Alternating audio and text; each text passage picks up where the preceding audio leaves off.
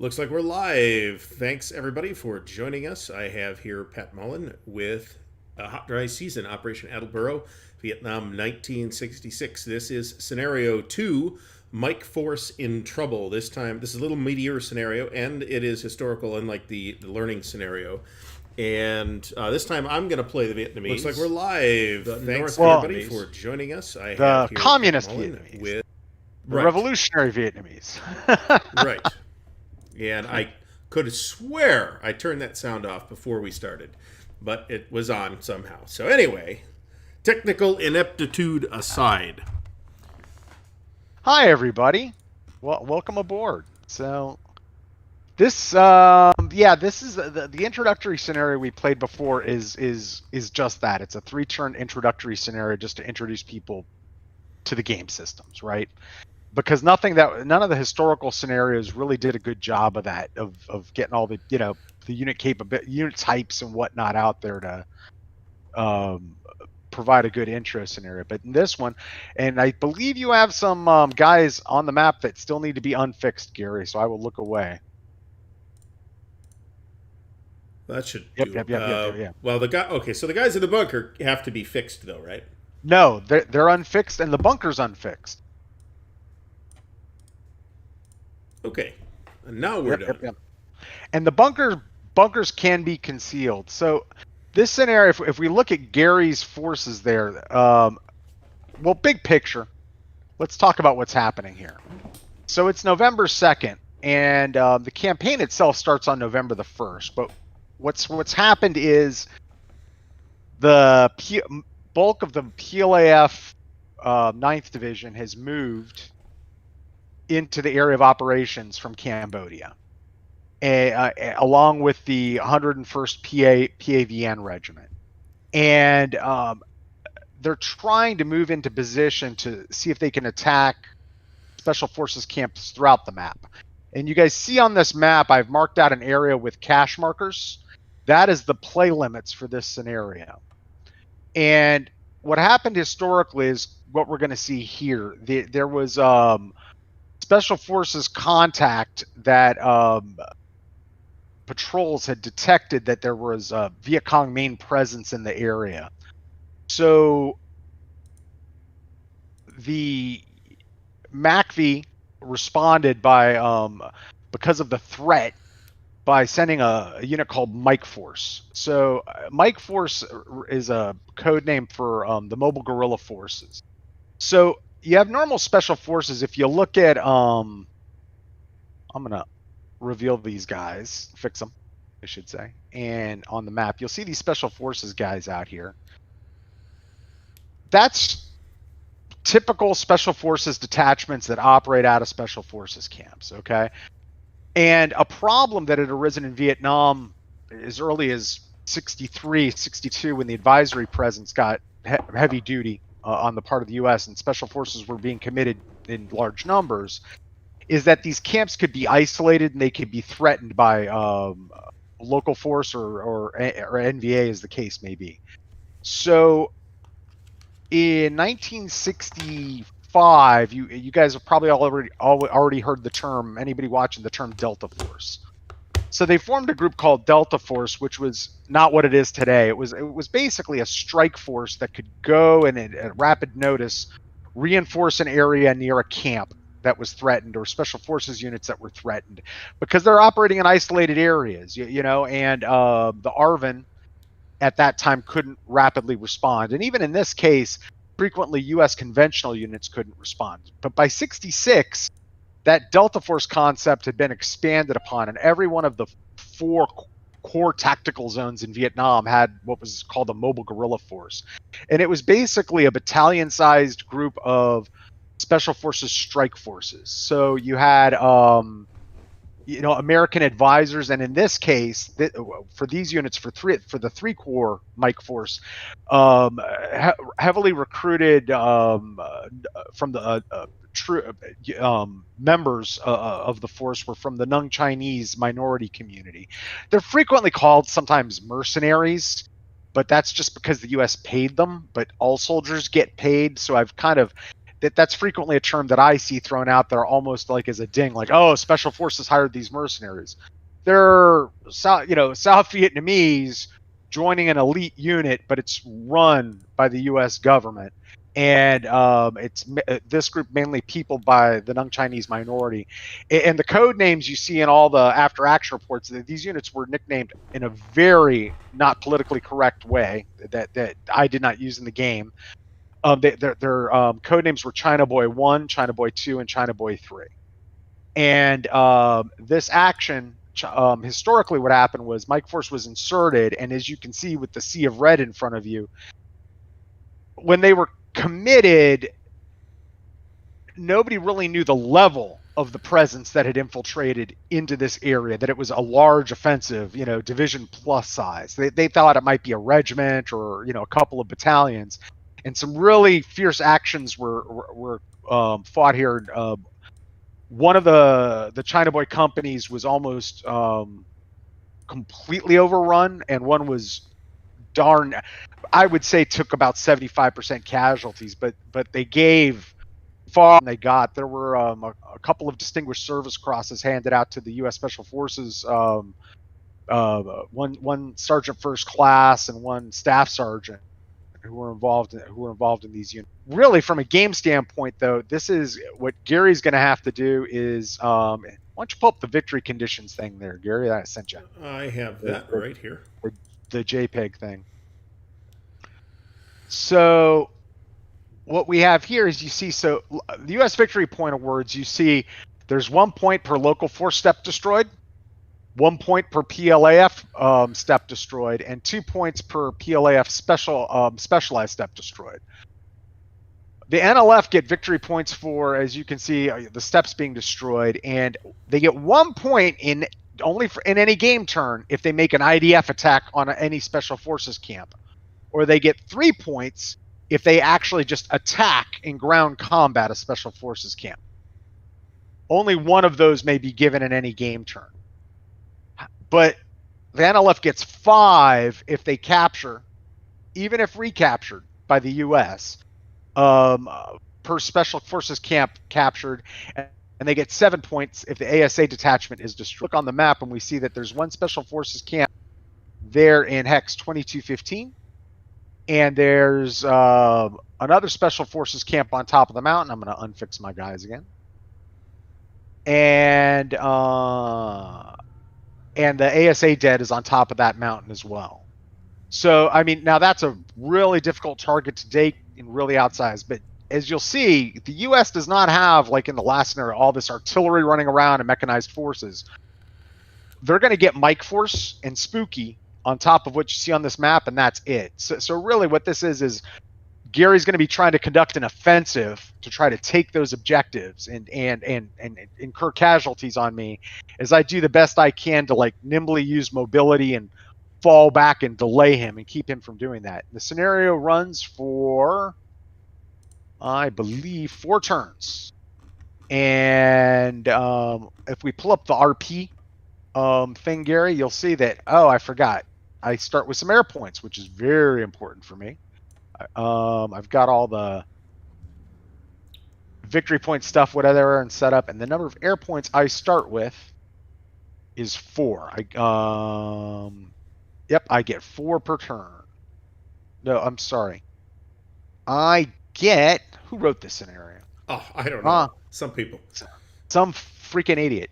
So I get 8 per turn, and then starting on turn 3, though, I get an extra 4 per turn. I add 4 to the level. So there's a lot of air power being thrown around, but no real artillery per se. And there are these mobile forces. So let me pull up that leave that thing up, and I'll pull out the air point tracker and throw that up here, up to 8. That was there already. Oh, it is. I just didn't make it big enough. Well, I'll delete that. I got to fit to width is what I got to do. Yep, there it is. 8 of them. And with no further ado, I think we're ready to go. Okay. Can everybody hear us out there? We got 8 people watching, but it's kind of quiet. Gordon, you out there too? Just make me feel better. Say something. And let's get ready to go. You have any questions about the scenario, Gary? Not so far. The important thing was the victory conditions. Um, so We start with a draw as a tie, and okay. either one of us wins a Pyrrhic victory if we have more victory points than the other guy, but not five, but not five or more. Hmm. And we get a tactical victory if it's six or more Okay. than the other guy. Yep. So that's that.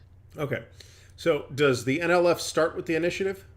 The initiative in this game begins with the US player is the initiative player the first two turns, and the NLF, the initiative player, the remainder of the scenario. Okay. So we pull up the SOP. Something. Pull up the SOP and fit to width. And aviation step doesn't matter. Everybody's ready to go. Neat. Something to notice in this scenario is if you pull up the airbase's counter there, Gary. The airbase card. Yep, the airbase card. You'll see that at Bien Hoa, that's Mike Force, and they start loaded. Okay. So, and we'll walk through like going from Bien Hoa to the map and stuff like that in this scenario because they're rushing. Basically they're rushing in. Okay. Okay. So, there are no other for me airbase facilities. Tainan West is available, and that's it on map. So we go to this sequence of play. Aviation step doesn't matter. Reinforcement step doesn't matter. Replacement, none of that stuff. Reorganization, nobody's disrupted. Initiative step. I'm the initiative player, and I am going to go first in fires, and I am going to go first in operations. So we'll go to this thing, and I'll mark that. Flip on the big turn record thing. Flip, and that's that for the initiative step, and we now go to the concealment step, which I don't think you have anything to place. I have no extras. No. Right. So boom, we go to the first aviation step. So if we open up that card in this scenario, and this is also how Mike Force works in the game. Mike Force can be triggered in the game, and we'll talk about it like when we do the campaign, but by a detected confirmed presence of PLAF or PAVN near a camp or attacking a special forces unit, etc. So when they're available to come on map, they always are available that turn loaded the way they are now. So the way it works is all rotary wing aviation that are in Bien Hoa, which I just plot by the mountain. Mm-hmm. If we move all the way to the south, the first move from Bien Hoa, which is off this map, it's in Saigon, right, has to be to the map's edge. They can't physically move like normal aviation. That first move, anybody who's flying out of there has to go to the map's edge. Okay. So if you go down like to hex 17, like 1726, like the hex for 1700 at the bottom of the map, you'll see all that helicopter aviation. Okay. With loaded guys, and they don't have missions yet because they started loaded. That's it's important. And the gunship all move there, and then Spooky is going to make his appearance, and Spooky can move anywhere. Fixed wing aviation is different. They take off from near Saigon, and they're over this thing in an instant. And Spooky is going to move there. And let me double check. I didn't shortchange myself a unit in this setup. I don't think I did. Yes, there's one other aviation element, which is this guy, who's an observation craft flying out of Tainan West, and he is going to go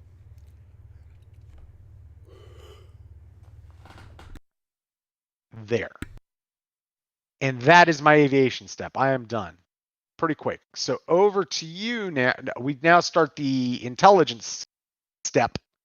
I go first, and then you go second. So I have one intelligence function, and that's the ASA detachment on top of the mountain. And I need to pick a concealment marker and guess if it's PAVN or PLAF in it. And I'm going to pick concealment marker number 10. and guess that it's PLAF. And you tell me if I'm right or wrong.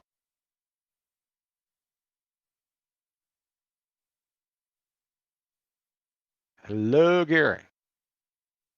Sorry, I had to sneeze. Didn't want to sneeze All into the right, microphone. that's fine. All right, so we're talking Concealment marker. You're right. Concealment marker number 10. I'm not missing some say that the PLF guys are the green guys and the other guys are the black guys, right? You are correct. Okay. The black guys, like their quote unquote uniform, which Okay. is peasant dress, are black, right? Okay. So there's what did you guess? PLAF. They're PLAF. Okay, so now I need to do a CR check on modified by terrain, as we see on that communications intelligence chart if you want to look at it. You don't have to. And I need to roll a 6 or less. And I fail. So whoever's in there is the concealment marker goes back to the game turn track, but whoever was in 10 gets placed there, but they're unfixed.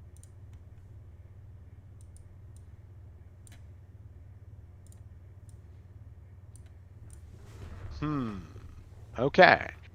Now over to you. You, I believe, have the 9th Division headquarters.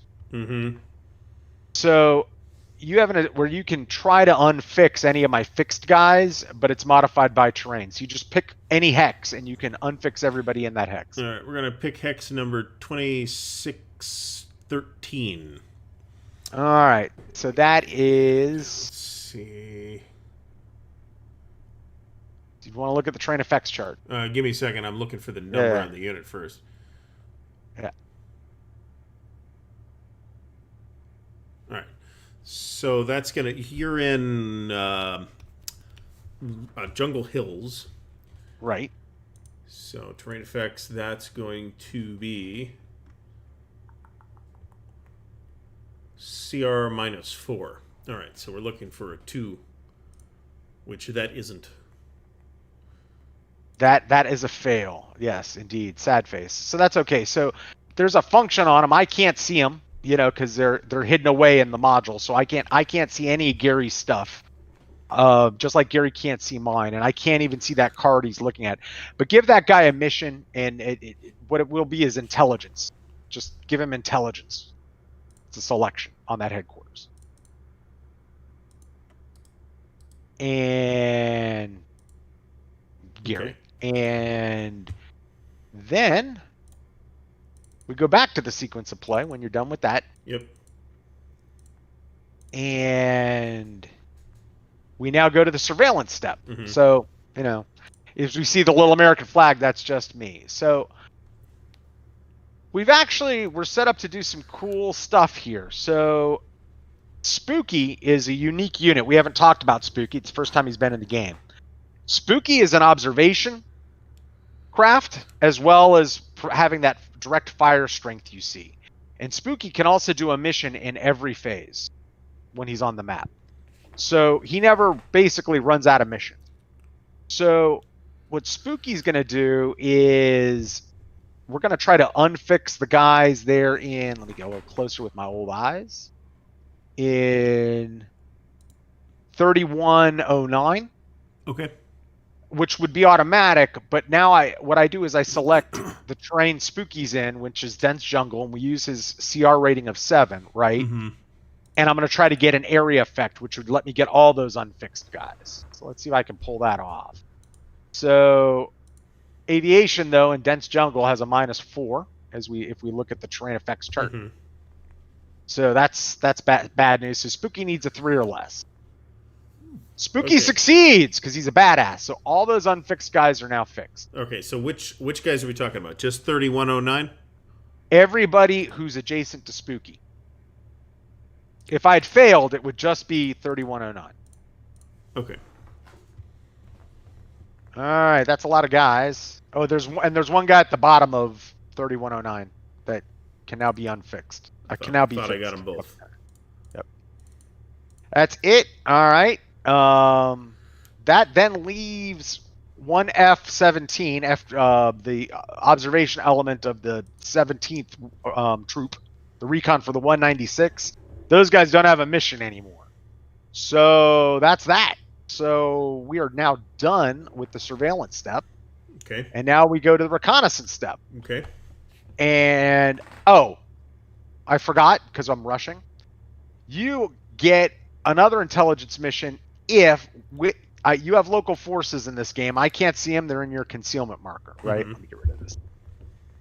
If you are within 3 hexes of a village, you can then use that. You can then make a CR check for any local forces unit that's within 3 hexes of a village. Okay. And it basically makes that village a platform. And if you succeed, any U.S. units within 3 hexes of that village are fixed. Okay. But I don't think you're in a position to do that right now. So I am within 3 hexes of a village, but you are not. Right. So it doesn't matter. Right. So what happens is, because of the hidden information nature of the game, I'll be like, it's just your time to do the mission, and you just announce that I have a unit within 3 hexes of this village and I'm doing this. You don't have to say where the unit is or what marker it's in or anything, but at this time, no mission. So we can now go to the reconnaissance step, and I am not in range to do any reconnaissance stuff to you. And I do not want to go on patrol with anybody. So which are the things I could be doing at this time. So I now hand it over to you. And I don't think you have any reconnaissance to do because you're probably too far away, right? Yeah, pretty much. All right. So boom. End of the first ISR phase. We now go to the fires phase. I'm the initiative player. I decide to go first. And let's see what I'm going to do with these cats. All right. So Mike Force. Aviation step, all aviation can move. And I think I want to do me some fires.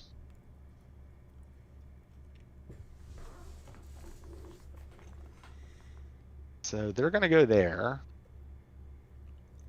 These guys are just going to back off. And what to do with you, Mr. Mike Force? Well, what to do with you is this.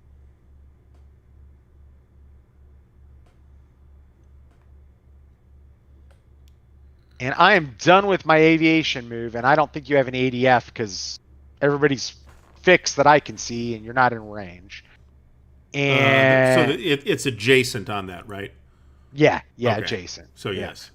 So now it is at the end of all U.S. aviation moves. U.S. units can load or unload. So do you see here?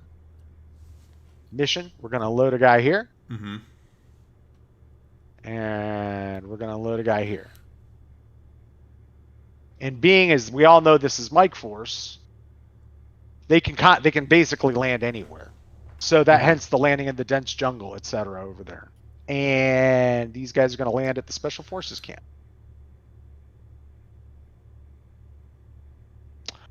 And that's it for my aviation. And now we go to fires resolution. So I don't have any artillery units, so I sure ain't doing any interdiction missions. And now I can do bombardment with air if I want. And I think I'm going to save it for defensive purposes.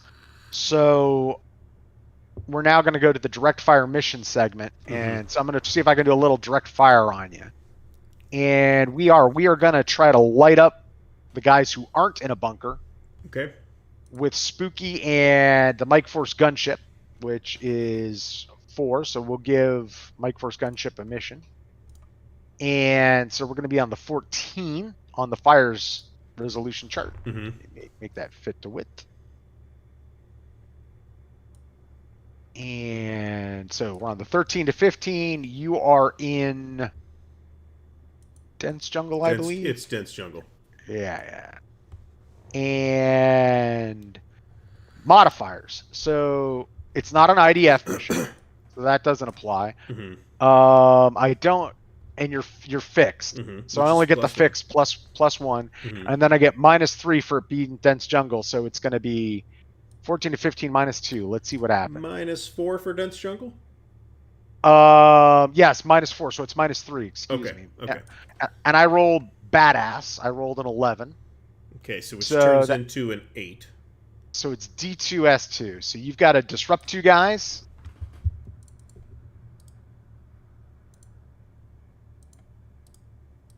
and take 2 step losses. It's a very good day for the American firepower. Good day, really, for American ISR so far. And that's that. And thus endeth my fires phase. Over. Because I don't have any mechanized units, so there's no U.S. fires movement step. So over to you for your fires phase. Okay. You might not have anyone in range, but you never know.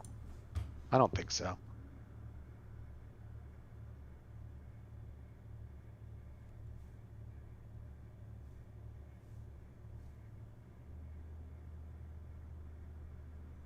No, there's nobody in range.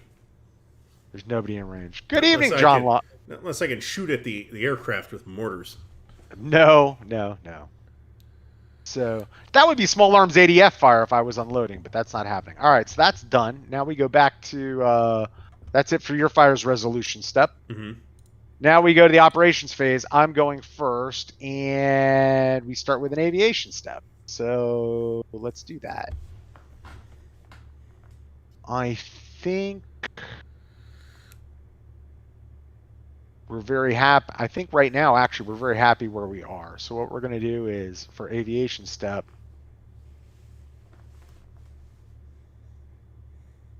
let's back these cats off. And back this guy off. And that's that. That is it for my operations phase. Over to you. Not moving? I ain't moving. I'm happy where I is. Okay. So over to you. So you may now move and attack. So this is your first time playing the NLF. So all you have to remember is stacking. Mm-hmm. You can have a maximum of 4 concealment markers in a hex. Also, so let me hold on a second. Let me Sure. make sure I'm doing this correctly.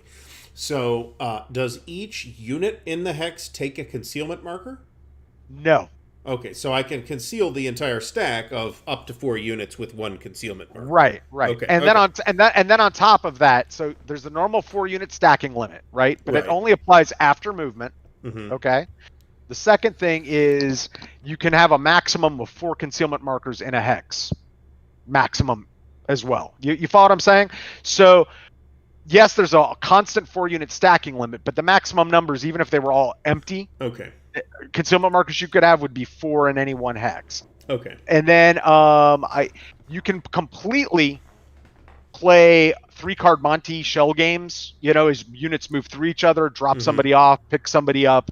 It's all completely at your leisure, but you can only move your maximum movement. And concealment markers move at an NLF foot rate, which is 9. That's it. Okay. All right. So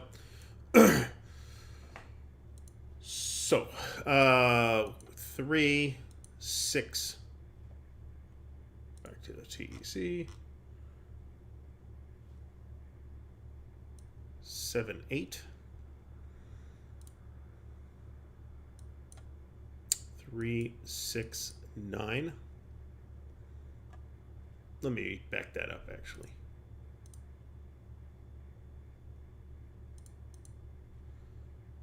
3, 6, 9. I was worried that there was no undo function in the vessel module, but there is. There is. So that's good. All right, so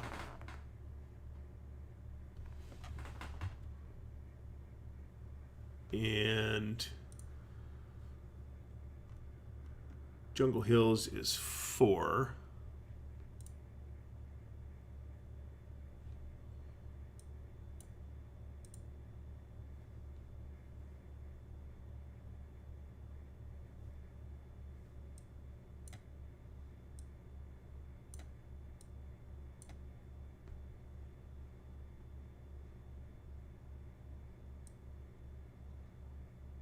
It's 3, 4, 5, 6.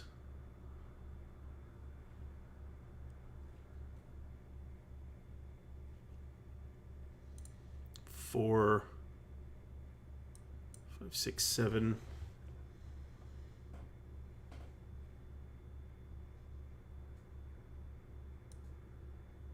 Yeah, hold on. Let's move this guy first. It's going to be there for 8.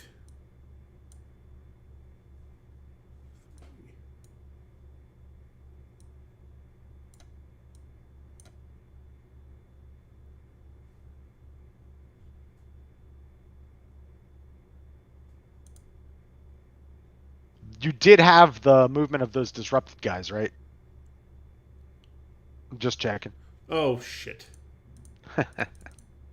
Hold on a second. Because no, I totally didn't.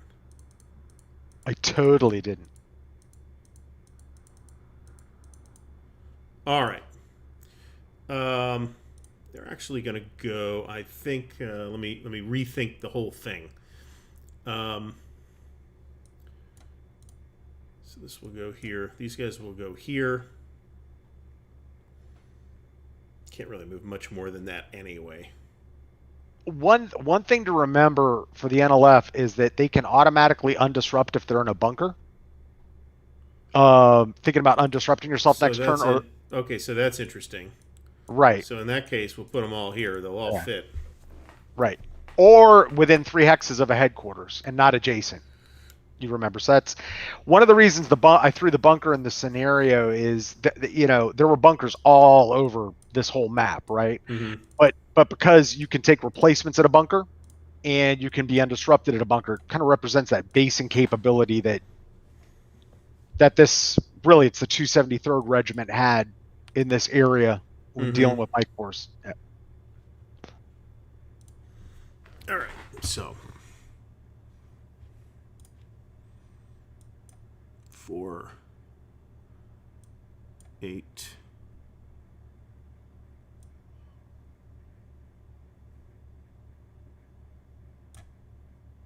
3, 4, 5, 6, 7, 8.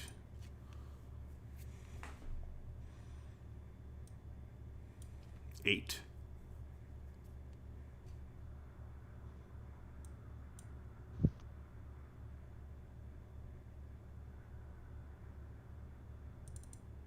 This unit should be unfixed. No. They should. They're all. Yes, they're all unfixed. I can't see them. Cannot see them. I can't see them. Did I just do a Aliens 2 reference? Can't see them.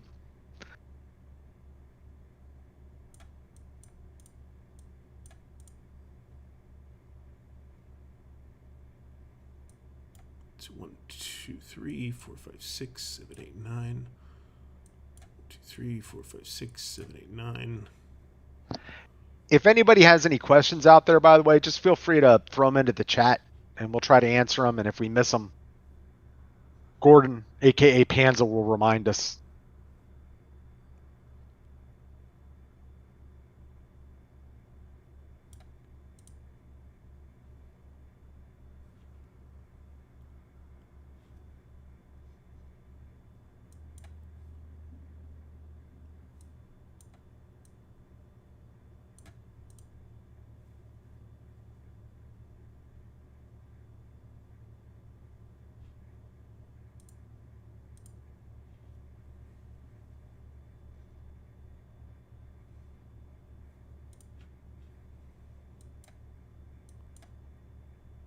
Okay, that's it. All right. So you don't have any attacks, obviously. Clearly not. And that is that. So pull up a sequence of play. We're done with your operations phase. Mm-hmm. Final ISR phase. You don't have any available concealment markers yet, so you can't conceal. Aviation step, I can move. So we're going to come out. Spooky is going to go there.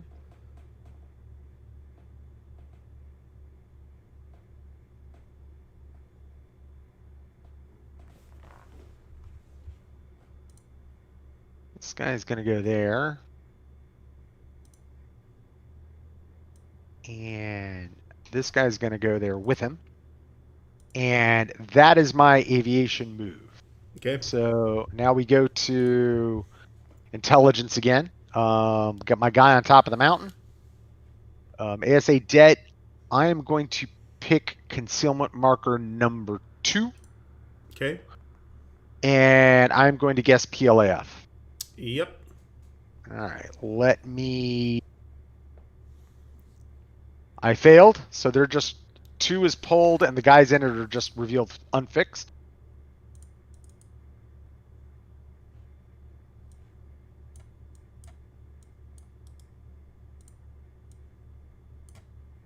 Unfixed. Unfixed. Yes. Ooh, okay. Yep. If I had made the roll, they would be fixed, but I rolled a magical 9, which is a fail. My comment, guys need to get beaten up. Commander will yell at them later. So that's that for that. And now you can do your same intelligence function that you tried to do before on any of my guys. Just see if you can unfix the guys in the hex. Okay. Yeah, we'll go for hex 2613 again. All right, so you need a 2. Nope. Nope. Big mega fail. Okay. And now we go to observation. So Spooky is going to do what he did last time, and the unfixed units that are in 3410. Actually, the guys on the unfinished road, he's going to target them, but Spooky is in Jungle Hills, so it's a -4 again. So Spooky needs a 3 or less, and he gets an area effect, and if not, he just gets the guys on the road for fixing, I should say. Here we go. Spooky is just a badass today and rolling really good. So all those unfixed guys are fixed that are adjacent to him. Oh, we got local force. Yeah, and the concealment marker's unaffected. Yep. All right. And then we're going to go over to my observation guy. And we're going to try to reveal concealment marker number 6. And this is going to be -4 because you're in dense jungle. So this is going to be a 2 or less, and this is going to fail. And it does. And he gets a mission. You didn't have any ADF in concealment marker number 6. I forgot to check. Ask you. No, I did not. Okay, all right.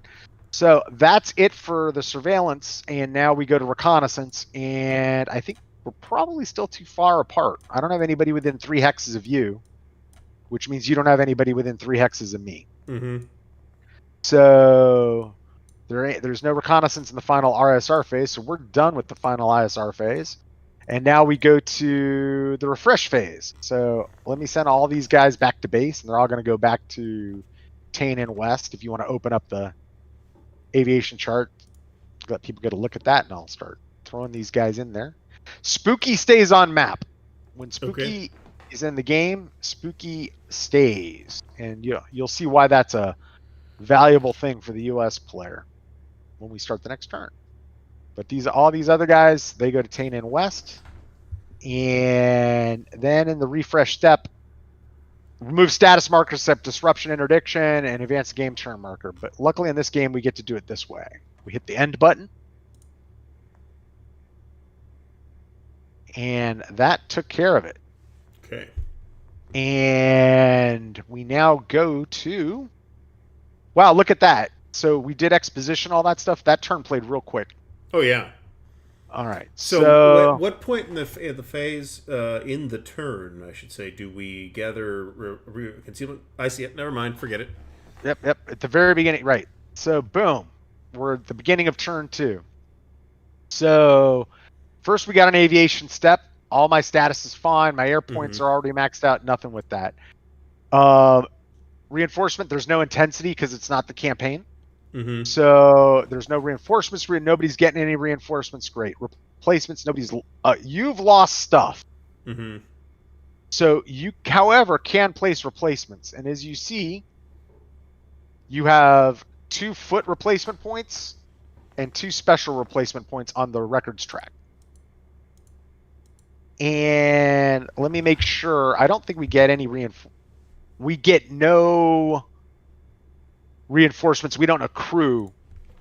I only recruit 1 aviation replacement point on game turn 3 in this scenario. Okay. But otherwise, we don't get any stuff. But you can spend those replacement points to bring those guys back to strength. Oh, sure. Why not?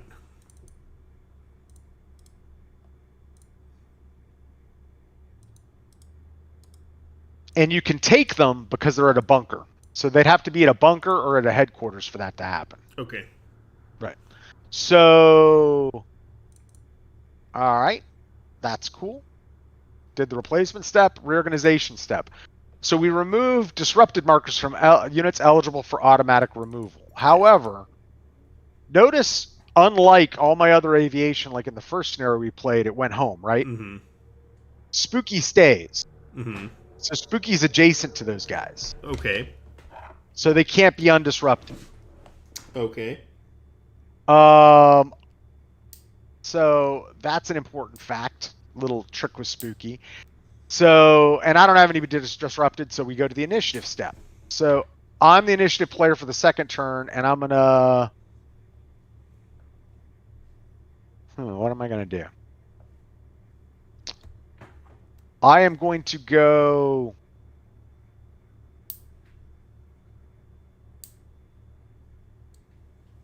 last in fires and last in operations. Okay. So you're going first in both this turn. And then the last thing we do, Red Haze isn't in play, but we determine unfixed units for both sides. Mm-hmm. Remember, if you're fixed, you can't be unfixed and you can't be concealed if there's an adjacent unit, and Spooky counts. Okay, so clarification. Right. During the reinforcement step, I take the removed concealment markers and place them in available concealment markers, correct? Right. Okay.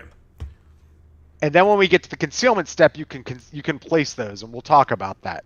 But what I'm pointing out now is, even now, like when we fix or unfix guys, so normally if this guy wasn't here, I don't have anybody adjacent to you, so all those guys would be unfixed. Right. Okay, but that's Spooky. Spooky's the 1%, and it's a big deal for the U.S. with Spooky, and that's why it's in the scenario, and it's the Mike Force scenario in terms of learning like the basic game. Mm-hmm. Spooky is very powerful. He can keep that from happening. So as the U.S. player last turn, when I moved my aviation the last time, right, I was thinking about where could I get max effect the next turn to keep you from being unfixed, concealing, effects on disruption, etc. Now, one of the things I want to check in the rules real quick, who wrote these damn rules, is you might be able to even be undisrupted in the bunker despite the presence of Spooky. So I don't want to cheat you out of that, so I'm going to look that up. Okay. And you got to copy the rules next to you anyway, but I'll do it. I'll be the guy. And bunkers, let's see, section 15. Let's for the record, while I do have a copy of the rules, which I somehow closed, right? These are not the finished rules layout. They're not at all the finished rules. Not but at all. We're still in the draft layout here. Right. And I don't care, people. All right, so. Oh, and there's no bookmarks. Oh my god. Well. But it's the draft. It's okay. There's no sense putting bookmarks in it now.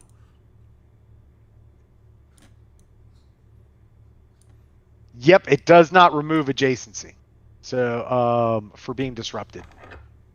The adjacency. So they are not undisrupted. Right. If I wasn't there,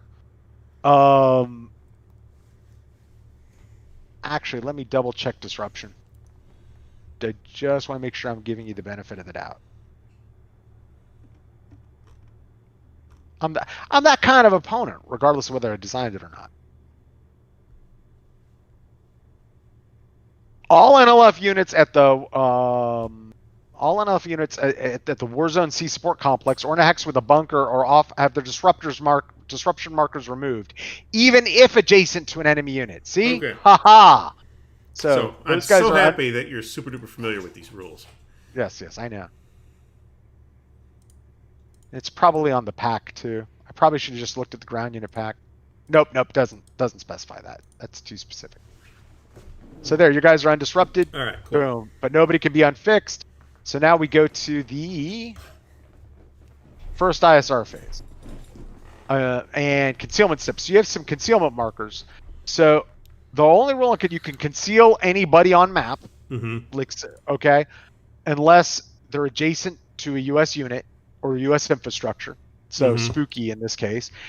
And if you want to place them as dummies, you absolutely can, but you can only place them in a hex where there's already a concealment marker. So NLF units or concealment markers, or where there's already concealment markers, the only place you can put them.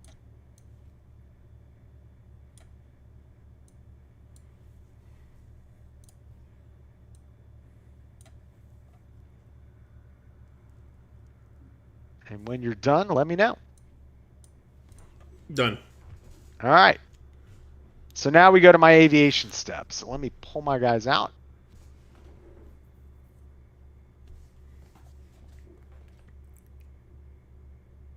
And it's ISR times. All right. So we already know who those guys are. So Spooky's going to swing around here. And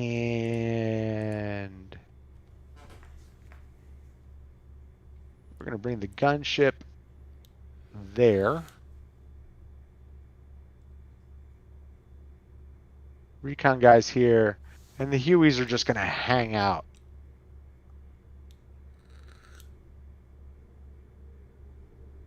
Here. I'm done moving. Do you have any ADF fire? Let me double check that. I don't think so.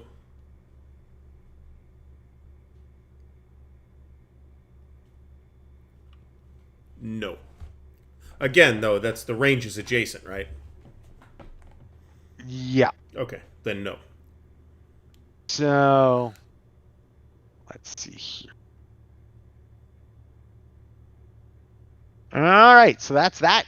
That ends my aviation step, and now we go to the intelligence step. So the guys on top of the mountain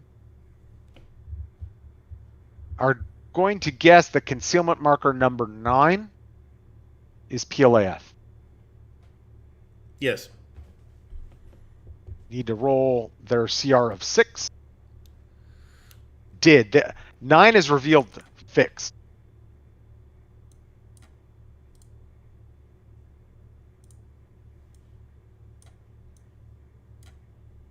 Ooh, juicy headquarters. Okay.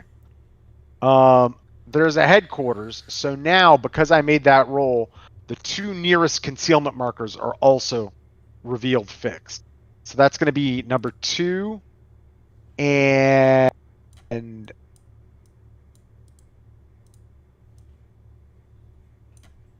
So it's 7 and 6 are equidistant.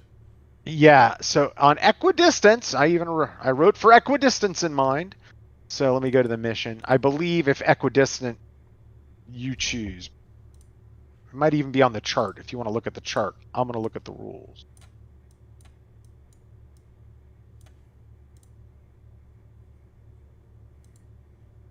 Oh, I choose. Yeah, if they're ties in, I may select only 2 if they're ties in distance, but I choose. Okay, cool. Okay. So I have unfortunately already revealed one. I will take that. Okay. That's an acceptable answer.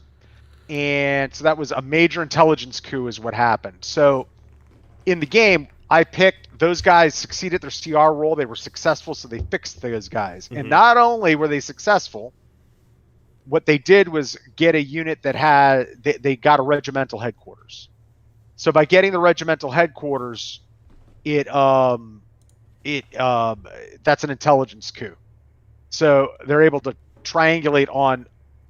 They stumbled onto or worked their way through towards the communications activity of a headquarters, which revealed more units. Okay. Those guys were giving orders. So that's that. And over to you. You may now do an intelligence mission. All right. Well, it's going to be Hex 2613 again, I All right. think. You need a 2. Oh, look at that. All right. 26, you say. All right, these guys. They're now unfixed. And you and the audience can see we got a Mike Force unit. And in fact, we have specifically second Mike Force. And first of Det A322 operating out of Camp Sweda. So, all right, cool. And now we go to surveillance. And because of the wonderful job the SIGINT guys did, the comment guys, I should say, Spooky doesn't have a mission he can really do anymore. And so 1F17 is going to try to reveal concealment marker number 7. You're in dense jungle. I get a -4 for aviation. And here we go. That's a big fail. Mission. Give them a mission. And that is it for that. And now we go to reconnaissance. And I believe we're still more than 3 hexes away from each other. So Oh, yeah. there ain't going to be no recon. Let me see if I want to put anybody on patrol.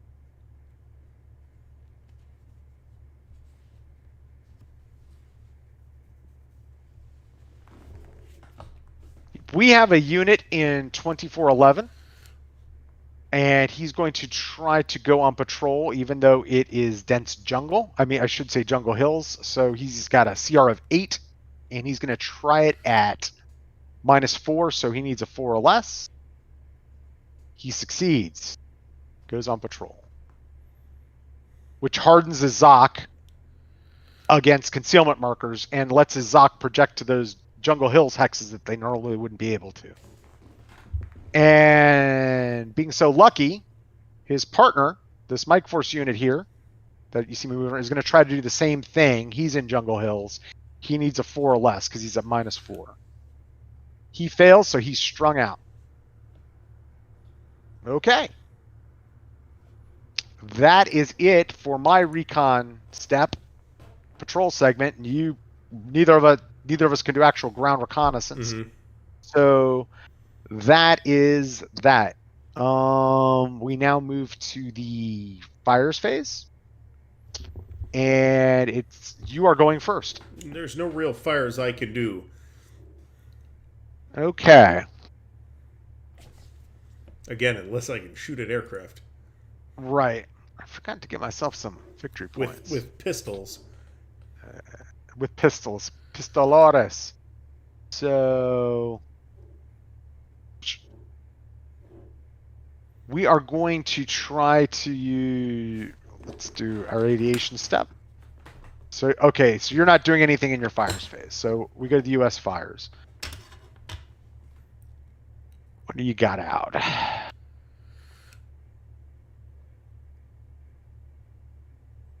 These guys are going to back off.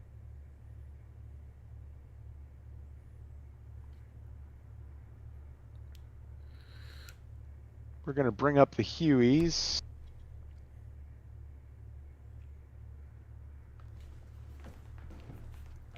No, we're not going to bring up the Hueys. That's not a good move. We're going to try to light up the hex with your headquarters in it. Okay.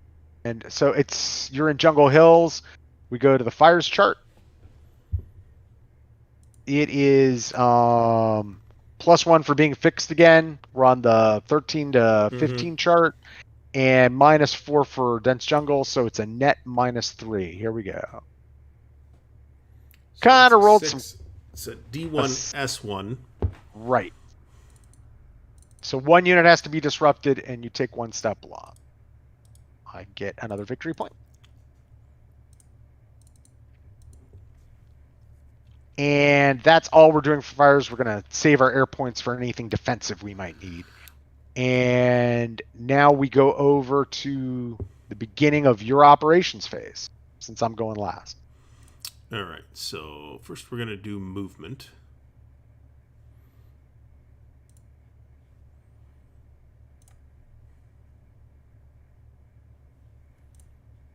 Maybe we get done with that. I'll take a little break and answer some questions. Shit. All right, that's better. All right, so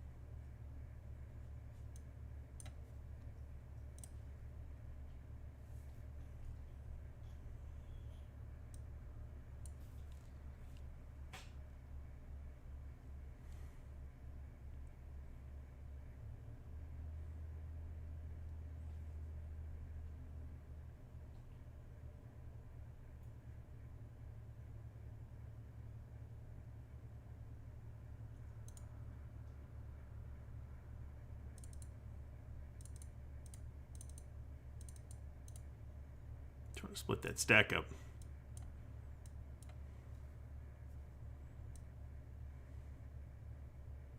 What stack? Like, are you having physical issues? Just double clicking doesn't seem to always quite work. Yeah, it's sticky Java.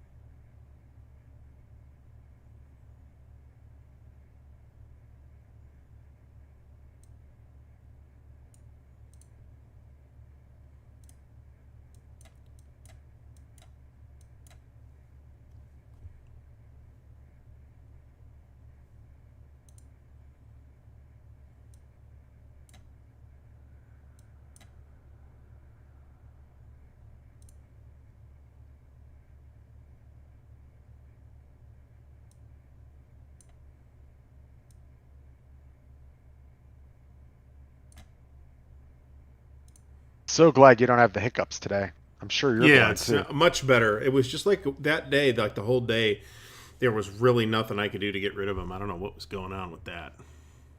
I've been having this thing.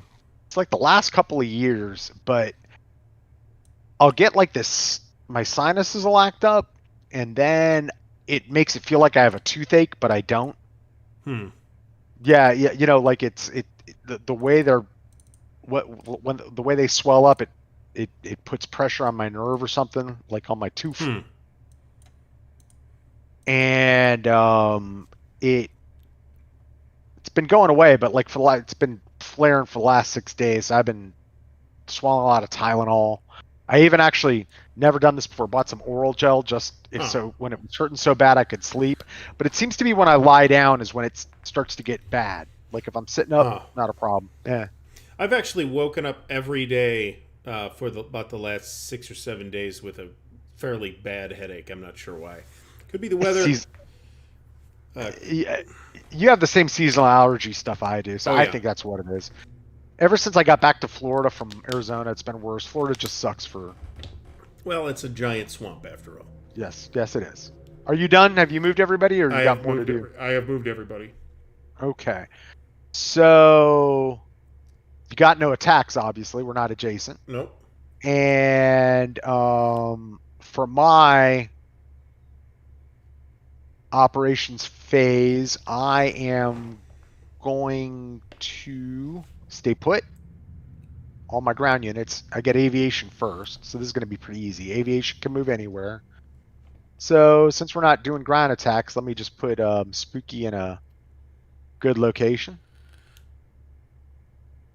And that is it for, well, yep, that is it for my operations phase. And I think I have miscalculated. We'll see what happens. And now we move to the final ISR phase. Yep. So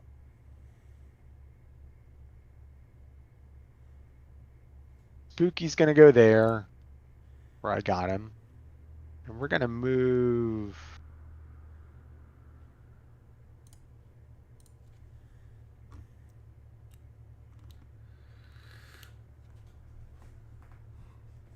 This guy and this guy here.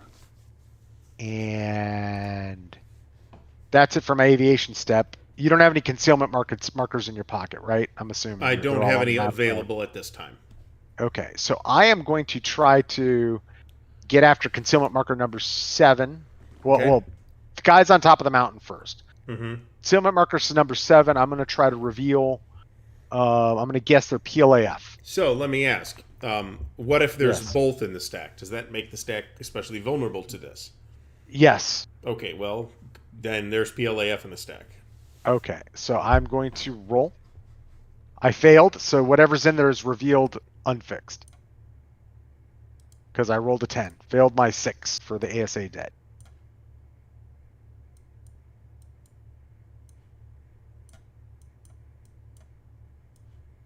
And it does indeed, you're picking it out. It provides an incentive for the NLF player to keep PAVN and PLAF separate. Yeah, I didn't think of that. Yeah. So, is there both or just one? There's both. There's only one counter you pulled out, though.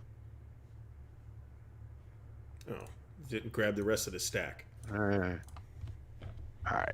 So that's it. He's completed his missions. And no, he is not. That was the ASA guy. So now, with my aviation guy, I'm going to try to unfix those guys. I'm not going to bother to roll for the radius effect from his location because there's nobody else there. So we're just going to fix those guys in that hex.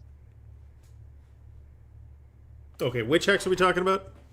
The one you just pulled out. So Okay. we're in observation, and these guys Okay. are going to fix the guys in that hex that they're adjacent to. So I could do the roll, but that's for that radius effect where it's more than one stack. But Okay. I'm not doing that. Yep. I'll roll, I'll fail, but I still get to fix the guys in that hex.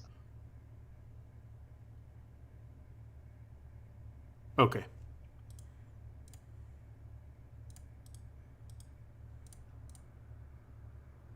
Okay, that worked. Okay. Ooh. Some beefy local force guys there. The Fuloy Battalion had mortar and first company. Okay. So that's that. Oh, I forgot your intelligence mission. Yeah. You can try to unfix my guys if you want. This will be hex 2411. Correct. Nope. Fail. And then reconnaissance. I can do it, but everybody I have that's in range of you, I can see. However, your reconnaissance unit can absolutely unfix those guys that are 2 hexes away. The guys in 2411? Yeah, and you don't have to roll. You Okay. just pick that hex and it's done. Well, that's the hex. All right. Okay, there we go. And that is it for the final ISR phase. So we go to the refresh step. So I'm going to send all my guys home.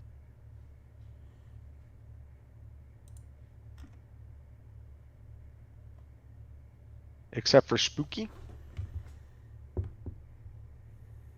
Well, I definitely see a whole pile of stuff I'd have done differently in the initial setup.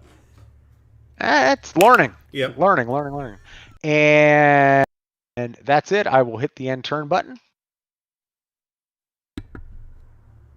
I will remove the move flags. And that is the end of turn 2. So Okay. we have literally done 2 turns. Remember An how hour, yeah. we've been playing? So let me answer, see if we got any questions going on out there.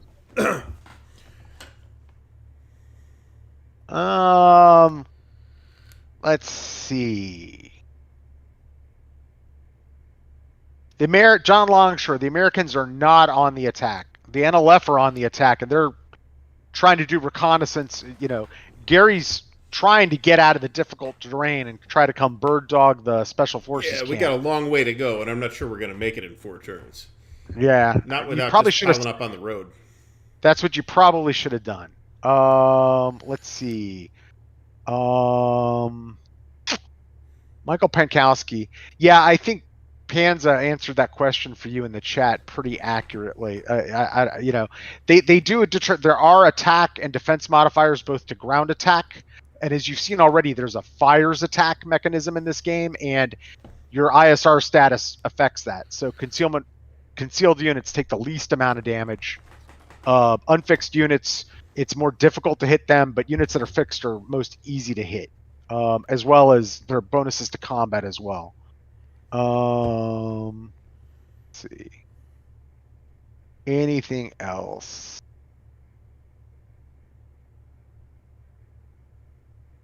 Very big question from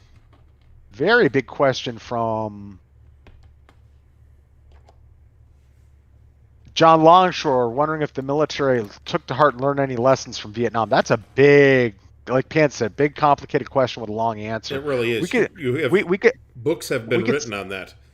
Yeah, you could save that for another day, and we could go into depth on it one day, Gary. But I would say briefly, no.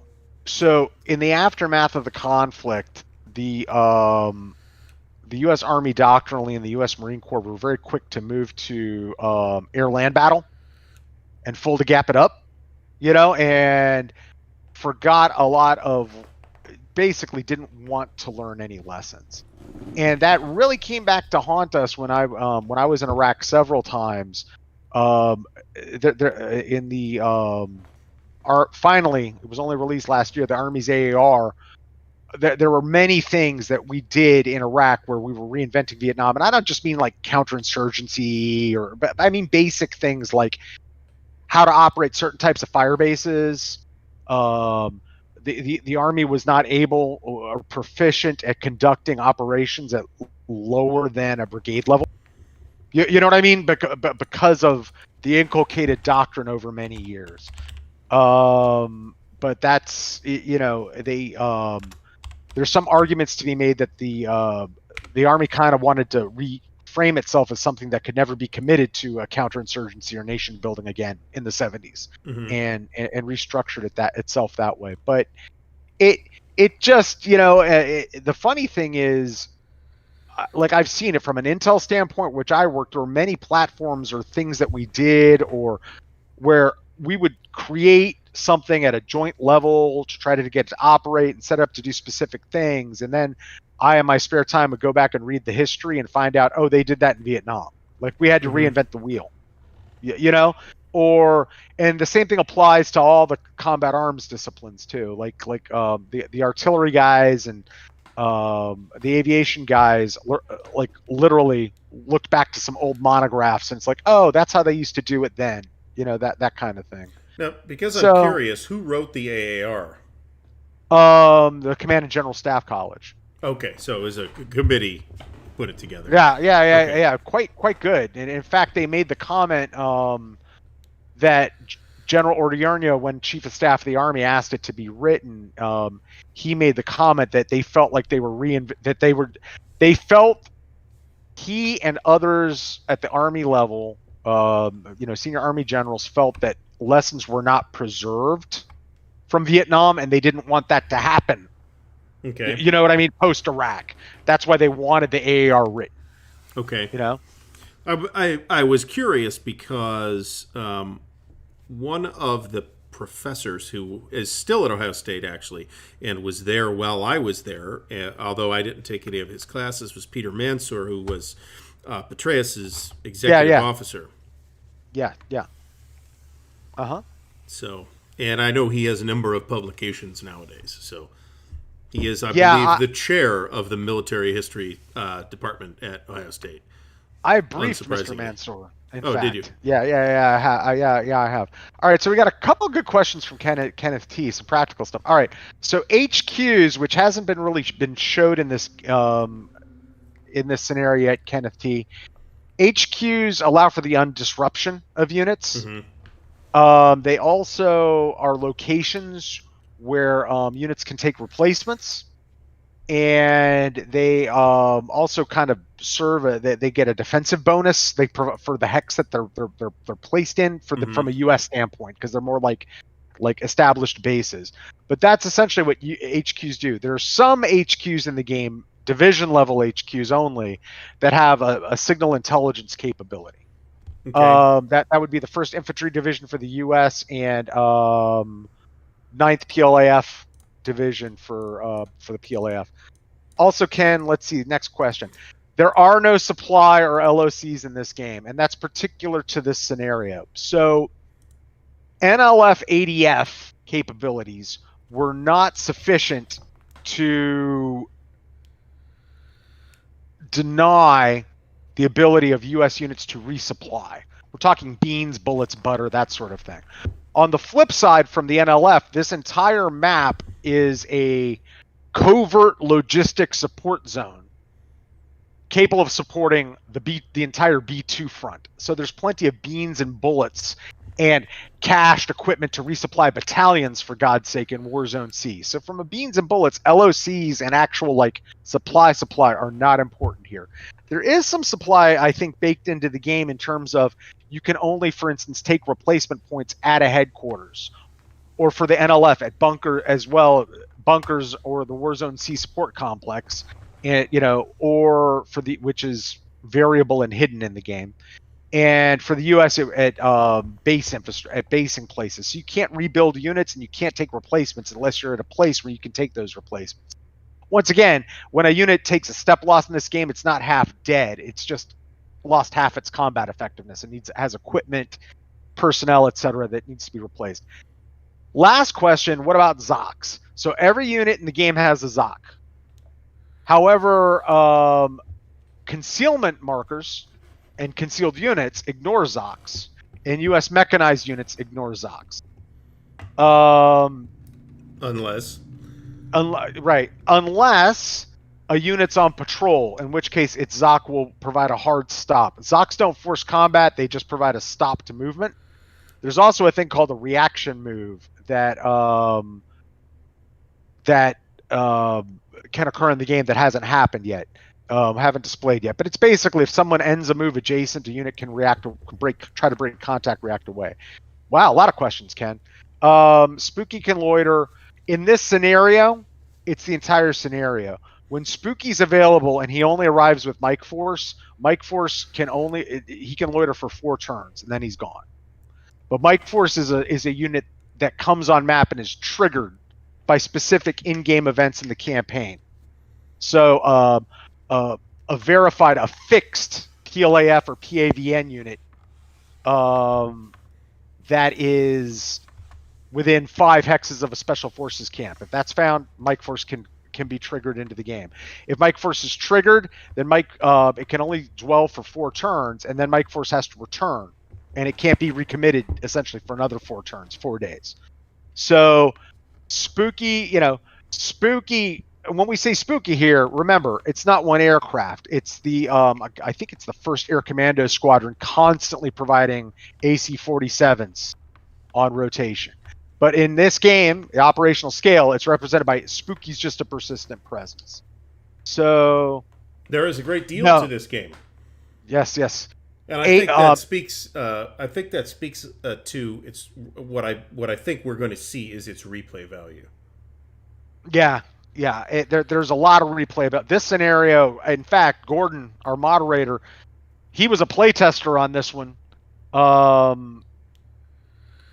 God, Gordon, I think we played this very same scenario, like 6 times? How replayable would you say it is? I'll let him comment when the stream catches up. And Spooky can't be hit by ADF. It's flying too high for the ADF available to the NLF here. Yeah, and that's one of the reasons I'm doing this as a ground-up build, not like as a system, but like when I do Lamson 719, it has to be done as a separate title. So right now, the NLF has one unit that has some 20 Mike that's too high, for instance, to hit any fixed-wing aircraft, and a lot of 14.7 millimeter stuff. But in Lamson, we're talking 37 millimeter. Sometimes there are surface-to-air missiles around. This war was so dynamic in its weapons capabilities year to year, and people are used to a lot of times thinking about it in terms of like, oh, the NVA had SAMs, for instance. Like, no, they did in 70, 71, 72, right? But they did in 66. So, and both sides' equipment provides dynamic capabilities that change from year to year. So, that's one of the fun things about doing the designing is when you're doing it operationally, you just have to take a snapshot of that year.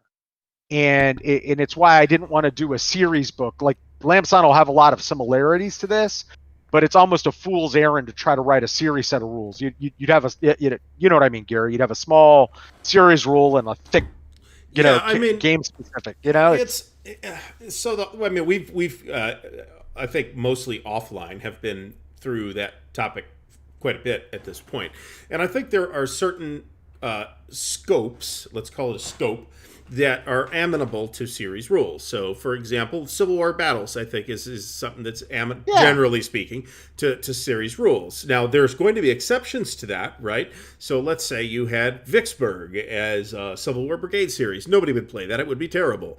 But because it's a siege, right? You'd need a ground up design to do that and make it into a remotely decent or playable game.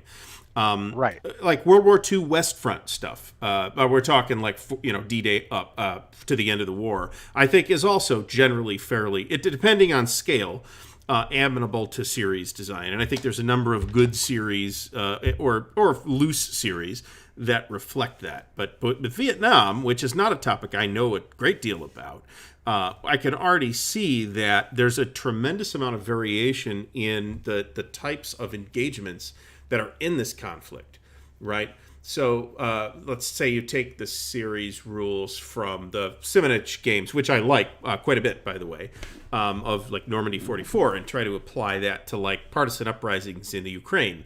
I mean, that's obviously that's not going to work, but it's out of scope for that series. So, and in the two examples I gave, like the one we have here, where I just talked about the supply rules and logic, right? So they're absolutely supply is absolutely a fact in Lamson 719, right? Beans and bullets. In that scenario, the Arvin is projecting out, air mobile units that are landing at LZs, that have to be constantly resupplied, and because of that increase in ADF capability, those LZs can be shut down to resupply. So supply and a line of communication for units to be in supply becomes a factor in that title, where here I could have written some busy work supply rules, right? But that seems like that. I'm joking, obviously. I'd never do that. I'm like, this doesn't, why am I going to have to treat people trace LOCs or do some sort of administrative busy work? So based part on of that scale, I don't see why that would be necessary. Right. And you always approach like supply is a good example, right? So part of it's the design for cause aspect. Okay, there's no need for it. It's built in. Each side has all its beans and bullets taken care of. So that's one factor. And then secondly, from the historical standpoint, you read through all the after action reports, which I did to do this, right? And the only thing the logistics guys are complaining about is that they want the Americans, right? They're saying, look, when you guys really need to let us know earlier that you need artillery resupply, because it was a pain in the ass to get it to you. You know what I mean? Like, you were letting us know too late. Nobody was running out of ammo. It's just typical logistics, bureaucratic bitching. You know what I mean? Like, you're supposed to look, if you think you're going to use more artillery rounds, do it. And last answer to a question for right now, Ken, yes, there is a B-52 counter in the mix, and yes, there are arc light strikes in the game. And with that, let's see if we can get one more turn out of this. Yeah, Gary. Let's try it. So we're up to turn 3. Yep. Yes. And now we're switching to NLF initiative. Right. So we go back to the sequence of play. Aviation, nothing needs to happen. No reinforcements, except I get an increase to my air points. Oh, incidentally, you were talking and I didn't want to interrupt you. I moved your replacement points token and not mine, so I fixed that. Okay, that's cool. So now I have 12 air points. Now we go to... Now, just because I don't think we've said it in this session, what are you doing with the air points?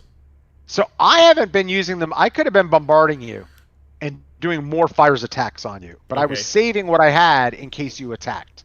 Okay. Because notice, I don't have any artillery in this scenario, right? Right. So if you come attack me and I want to throw fire in there, air points are a nice thing, to provide support to my defense with. So that's what I've been doing with them. So reinforcement step, nope. We did that. Replacement step, I don't think you have any more replacement points. I don't think you can really take any. I have what looks like one special replacement point, but I haven't taken any special losses. So Right. That's and specialized go towards mortars. You know, anything that's not foot. So like a headquarters, but they're one step, so they die. But really, mortars, you know, ADF weapons, that sort of thing. So then reorganization step. Anybody you have who's disrupted. I do. With, And now there's he's next to he's adjacent to an HQ. right. He is not adjacent to a U.S. unit, but So, the yes. HQ is. Doesn't matter. Okay. It's about that unit. So he's not adjacent to a US unit. So he's fine. He's undisrupted. And I don't have anybody disrupted. So now we go to Initiative. and you decide who goes first and last in the fires and operations. Oh, we're keeping it just like it is right now. I'm going to go first in both phases. Okay. Because why not? That doesn't sound good. So, all right. I think I'm going to change my mind. I'm actually going to let you go first in the fires phase. Okay. All right. That sounds good. And I will go first in the operations phase. So in the first, so the last thing we do in the initiative step is figure out who's fixed and unfixed. So all your people on the map who aren't adjacent to me. Mm-hmm. But Spooky counts for this. Yes. Yeah. And all my guys too. So unfixed.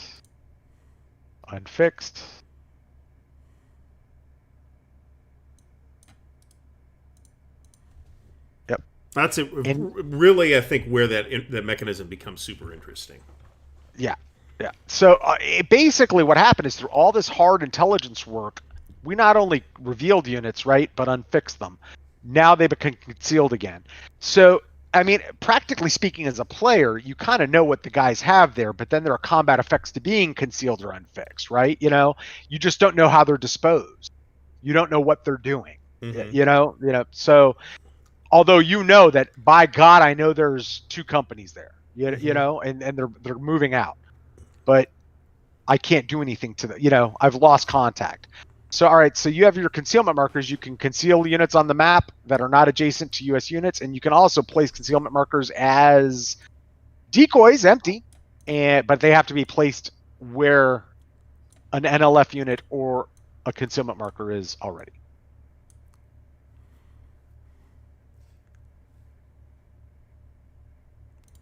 Once again, I failed to grab all the units. All right, so we'll conceal this guy, and this guy. Yeah, to elaborate, Gordon, there was a whole Air Force, I believe it was the 4th Air Commando Squadron operating out of Bien-Hoa. So we're not talking about like one AC-47, C-47 gunship. We're talking about like a squadron of them, you know, constantly rotating on station. I changed my mind again. You can change it 100 times. Not literal. Well, I don't know. You probably could, but okay. I'm not saying you have to. All right. So that's that. You've done your concealment. Now comes my aviation steps. Here comes the aviation.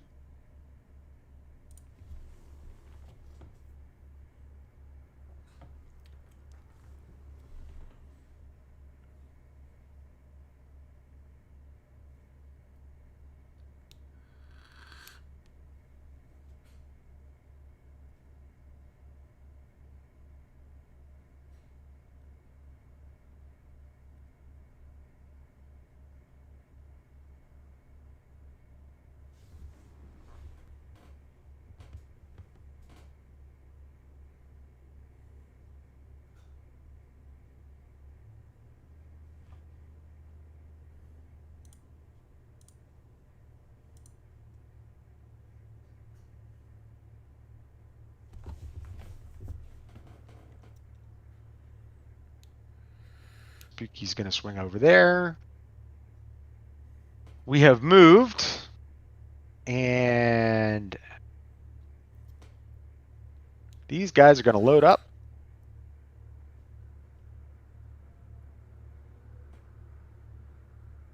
And these guys are going to load up. So special forces load up on some helicopters here.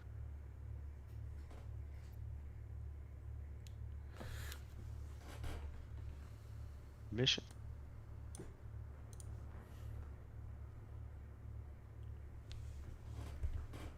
And I'm going to save this guy. And that's it. I finished my aviation, and I'm pretty sure you don't have any ADF adjacent because I can see all these guys. So now we go to intelligence. My guys on top of the mountain are going to select concealment marker 9. Okay. And we are going to guess that they are PLAF. Yep. Okay, we are now going to roll on their CR, which is 6. In fact, I'll show everybody since they can't see them. They're seeing your feed.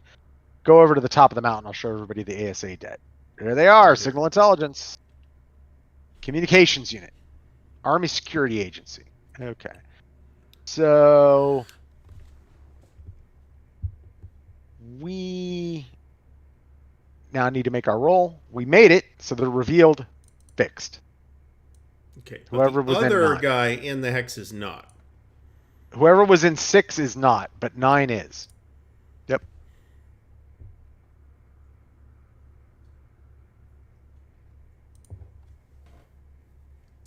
Okay, so that's done. Fix him, because I made my roll. Oh yeah, yep, you're right. Yep. Okay.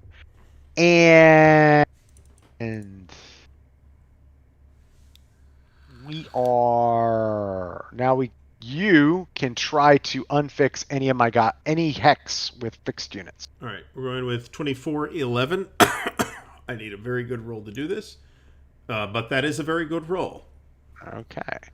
And your signal intelligence shows you that the Mike Force unit, well, you already knew this, and the Special Forces detachment are loaded up on helicopters and getting ready to unask the AO, as they say.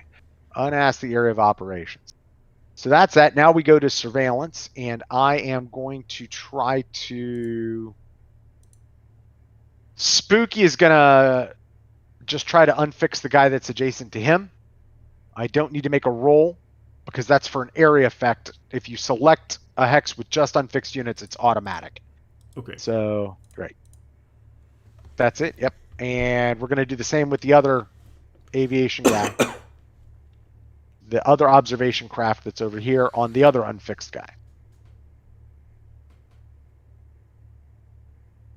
So your guy in 2611 is fixed.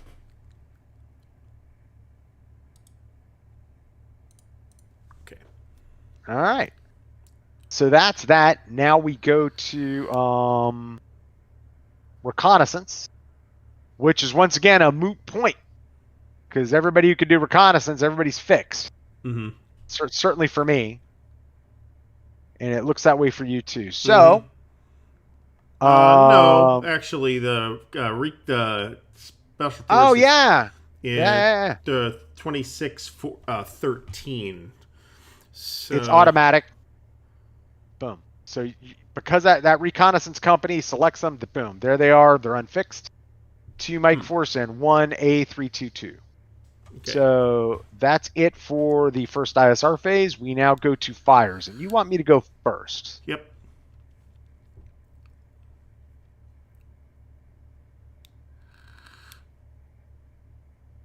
I don't believe that this would play, like say we're playing the campaign. There's probably at least 3 or 4 times as many counters on the map, I would think. But I don't think that would massively bloat the playtime. Well, all those cache markers moved away when I hit the end game, for setting up the map area. Mm-hmm. But essentially, historically, at this time, the 196 was kind of playing around. If you go to like hex 2817, like that area, so they were looking for caches and looking for things kind of also northeast of the rubber plantation while all this was happening up here. Mm-hmm. So simultaneous, and then they got into an engagement to the south with Okay. the PAVN. So you know what I mean. So you had these two engagements that were occurring simultaneously, where these forces were stumbling into each other and fighting each other. Historically, I did not do what Mike Force did historically. Mike Force was far more aggressive and deployed closer to you, right? And got in trouble and got isolated. I was like, let me sit back, let me protect this camp. So, okay, so fires. I've moved my aviation, and we're gonna try to light up that reconnaissance unit. Once again, 14. We go to the fires chart. We're on the 13 to 15.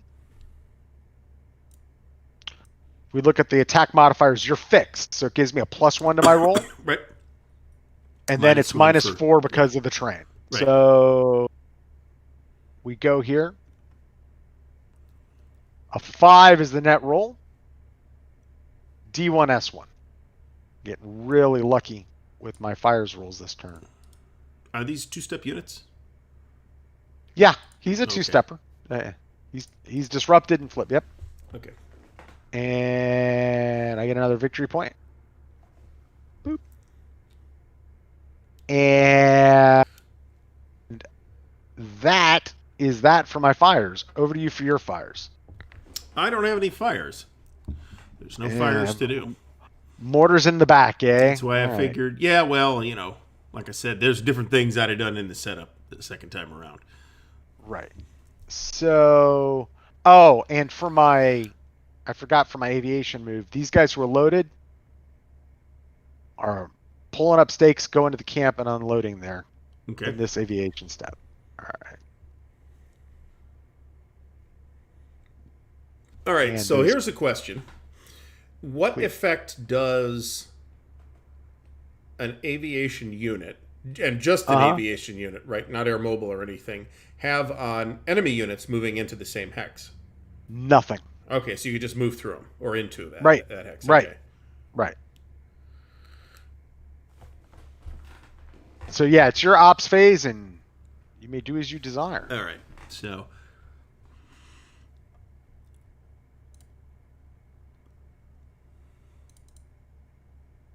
yeah, the NLF are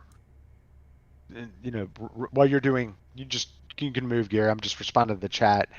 To Gordon's point, yeah, they're limited. They're more mobile than the US is, but it's still rough terrain to move around in.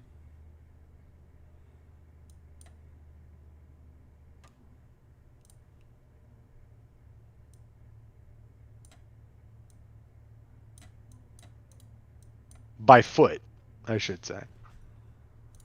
And bear in mind, in this scenario, Gary, as you know, you haven't played the first one, these guys are special forces, so they're able to land in all sorts of terrain that normal U.S. infantry units can't.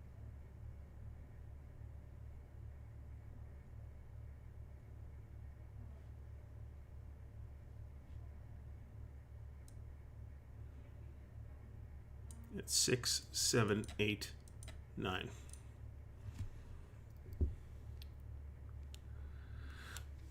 I sense an attack coming. Possibly. And are you done, or are you still moving? No, I'm still moving. All right. Sorry. Yeah, it's all right. Not rushing you, just ask.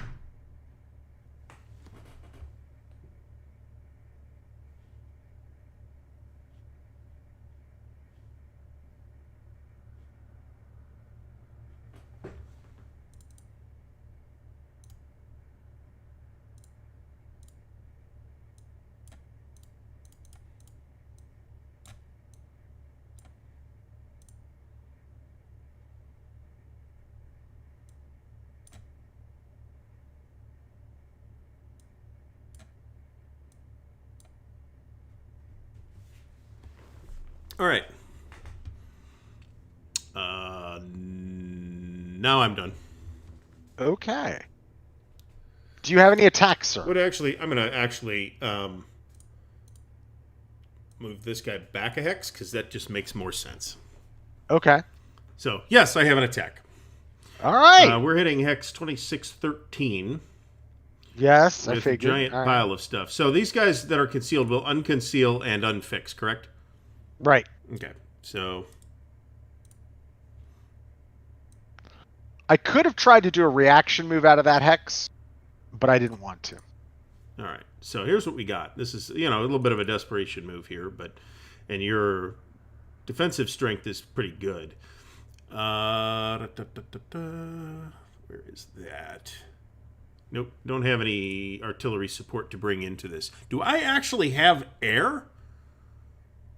Gary. I'm just saying. Well, I'm asking because if I pull up Gary. the resource thing. Gary, it's Vietnam. Well, I know, but if we look at aviation RP, that's you. Never mind. Forget it. Right. Yes. It's like, all right. Gary. All right. So what we got here then is 3 points, 9 points, 11 points to 6 points. But we're on 2-1 since we're on the actual math rounding rule. Right. So now I'm going to provide support for defense. And I'm not even going to use my air. Spooky and the Mike Force Chopper are adjacent. Mm-hmm. So I can bring a maximum of, before you make this attack. So I've got a defensive 6, right? Mm-hmm. But I can bring 12 in fire. Mm-hmm. So if I did that, I'd have a defensive 18. Okay, so bearing that in mind, that's looking like a pretty stupid attack. But what's your ground factors? 11. 11. All right, so let's look at the chart. Pull it up. It's actually 14. You're right. Right. So we fit to width, right? Right. So we 14 to, did you say 19? To 18. 14 to 18, which would be a 1-to-1. 1-to-1, which now, still... Right. Now let's look at the attack modifiers. Right. Okay, so yeah, let's do that. All right, so that's not the case. Attacker support strength greater than defender ground defense, that's not the case. That's not the case. We are attacking from 2 to more from more than 2 hexes, so that's +1. Right. The defending hex is not patrolling. Nobody's strung out there, right? Nope. Right. Nope. Nobody's disrupted. There's no mech, no armor. NL left force if it contains unfixed units, or +2 if all attackers are concealed. Well, you had some unfixed units, right? I did have yes, and concealed. We'll get to that. But all attackers weren't concealed. We know that, but you had unfixed units. All right. So that's +2. Right? +2. Right. So that's 2 hexes, and then what's the other +1 for? For if it contains unfixed units. Okay, so yeah, +2. Right, all right. And then for the terrain, you're in... No, now go look at the column shifts. Okay. So hasty attack, that's, I think, something we haven't done. Nope. Okay, so we do have concealed units in the attack, so that's up 1 a column. Right. Unfixed units defending, which is not the case. Correct. NLF, no bunker. U.S. defending in Special Forces camp, no. NLF defending in Sanctuary, no U.S. base. All right, so we're up a column. And then... +2. And right. Then we look at the terrain. 2, right, which is -4, right? Right. So you got a 2-to-1. With a -2. Correct. That is still a pretty crap attack. So on an average roll, we roll in a 5, which would be an AOS, which would give me no effect, but I'd be strung out. I'll make the roll. Why not? Okay. Whew. Okay, I've rolled my usual. So yes. That's A1D. So entire attacking force disrupted. Right. So disrupted,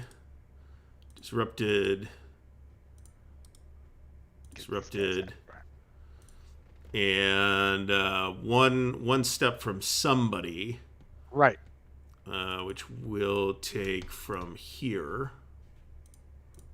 So, see, that was unfortunate. I was counting on a good roll, and if you're counting on a good roll to give you a positive result, then it's a bad tactic, but, it's a learning game. Sure. Even if it's not the first I've seen of the rules. Right. So, that's that. And your attacks, you're done. You're done. Yep. For my operations phase, gonna move over here. These guys, we're just gonna gather the air up all over the... Well, no, I'm gonna leave Spooky out. Spooky's going to stay there. Whoop, and I moved your guy by accident. And these guys are going to go 4, 7, 9 to there. Okay. And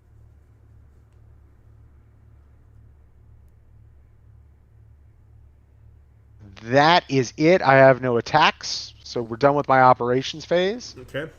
So we now move to the ISR phase. You have no concealments to do. I am going to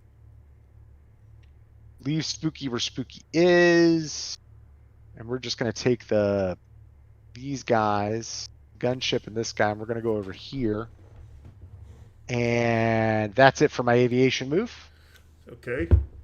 And now we go to intelligence. And the guys on top of the mountain, I'm selecting concealment marker number 1. I'm going to guess PLAF. Yes. I'm going to roll. I made the roll. They're revealed fixed. But I've been getting pretty lucky with the CR rolls. Yep. And then you can try to unfix somebody. Anybody on map?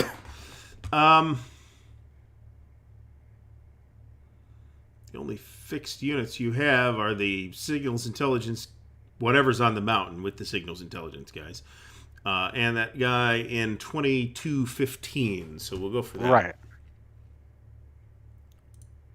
No. Fail. Big negatory. All right. So for surveillance, we're gonna these guys. 1 F-17. They're basically. I think they're. I'm always horrible with helicopter equipment. I think it's OH-1, OH-11s. They're basically reconnaissance helicopters. We're gonna go after concealment marker number 5. You're in dense jungle. Mm-hmm. So it's a -4, so I need a 2 or less. Yep, that ain't happening. And so complete. And then we go to reconnaissance. And I don't have everybody who's in range of my reconnaissance capable units, which are all these special forces guys, are already fixed or unconcealed or whatnot. And I think the same goes for you. So I think reconnaissance is moot. That's correct. And then we do the refresh step. So let me return my returnables to base. Back to Tanian West.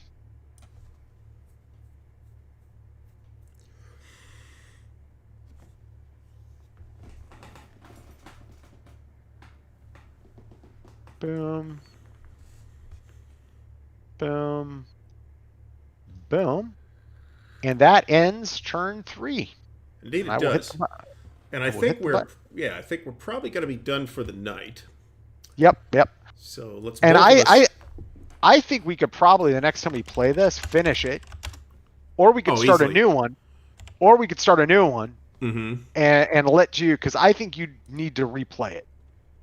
I think you've learned a lot just from this. Yeah, just from so the dynamic of the NLF is very different from the U.S. and for that matter, I mean, I'm kind of more used to World War II, to be honest. The U.S. plays very differently than it would in a World War II game, as you would expect. But you got to see it in action. So I would not object to restarting actually as with the same sides. I definitely think I could put up a better fight. I think I'm going to take it in the shorts on this one. But let's finish it up next week. Sure. And then we'll restart, and we should be able to get at least a turn in. So if not more. Yeah. As you see, I knew this scenario plays very quickly like this. Yeah. It's great for after going through the intro. It's good to move to this, and it's actually very competitive on replay. Because like you've already noticed, if you had set up close to the road, you could have been bird dogging me like the first turn. Oh yeah. So clearly, because I didn't do the legwork of counting the hexes and the movement point costs those special forces camps, I'm clearly not going to make it there with the units I was sending there. So essentially, I have to position relatively close to the road, jump on the road and motor down there on foot, And in addition, I need to spread out. I would have a very different strategy for deploying the concealments than Right. this time. Yeah. So Yeah. just the mere fact of keeping the local forces and the PLAF separate is itself valuable. Yep. I agree with you. I think it's this scenario bears a lot of replaying. Like once you do that, you can put a lot of pressure on those. Because if you see the U.S. units in this scenario, they're very weak. Now, well, there's not much there really. There's quite a lot of NLF stuff here, but not Right. really very much U.S. stuff. It's the advantage of the U.S. obviously is as you'd expect in the air. So Right. It's firepower and the mobility. So Yeah. like what I just did, where I had a nice blocking position, right? And as soon as you got too close, I just flew in some helicopters, moved him back to the special forces camp. I was like, all right, I've delayed him enough. Let's get those guys out of there and get them back to the camp. But once you play again and you set up with all this in mind, you can put a lot of pressure on the U.S. I can't do that. I'm taking casualties. I'm not thinking about. I'm constantly thinking about my defensive. What I did that last turn, where I said, okay, he's close, so I don't want to just light guys up. I need to save a mission with one of those helicopters, right? Because I don't want to do an attack. I don't mind doing a fires or something, but I need to save that helicopter so it has a mission, so it can aid in the defense if he does attack me. Right. Yeah, thinking defensively with the U.S. As well. The U.S. is a little weaker the first two turns. If you can hit it, if you can really boogie that first turn, because he has fewer air points. Right. So Right. all right, cool. So right. let me make sure I saved this. Yeah, always good to have both people save it, just so you have a separate redundant saves. Gary, Pat, turn 4. I'll call it. All right, so that is that. Do we have any final questions from anybody in the audience, or that's it? Yeah, it looks like Gordon got John Longshore's question about what is the PLF. I'm not sure what those things actually stand for. People's Liberation Army and People's Liberation Force, presumably. So PAVN stands for People's Army of Vietnam. Okay. So what was called the NVA, and PLAF stands for People's Liberation Armed Forces. Okay. So right, and in the common lexicon, right? Yeah, just common terms.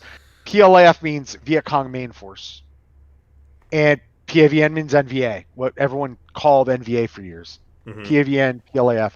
And the reason you use the distinction is PLAF means, like in this game, the green units, they're regulars. You know what I mean? They're Viet Cong regulars as opposed to the local force guys. Yeah, if there's the helicopters can be shot down, Ken, if there's ADF, air defense fire. So anti-aircraft units. You were saying, were present. Which I had mine out of position. Right. They have to be adjacent because these hexes are a mile. Yep. So all right. Great. Thanks everybody for showing up. We'll be back doing this whole scenario all over again probably next week, and we will get the word out. Anybody, if you found out from Volko's retweet or something like that, I'll write in the chat right now at the Navarone gun, and I'll tweet out any stuff that comes out about that, or you can always just subscribe to Ardwulf here as well, and you'll get the word on any stuff coming up in the future. Thank you everybody for showing up. Everybody have a good night. All right, everybody have a great one.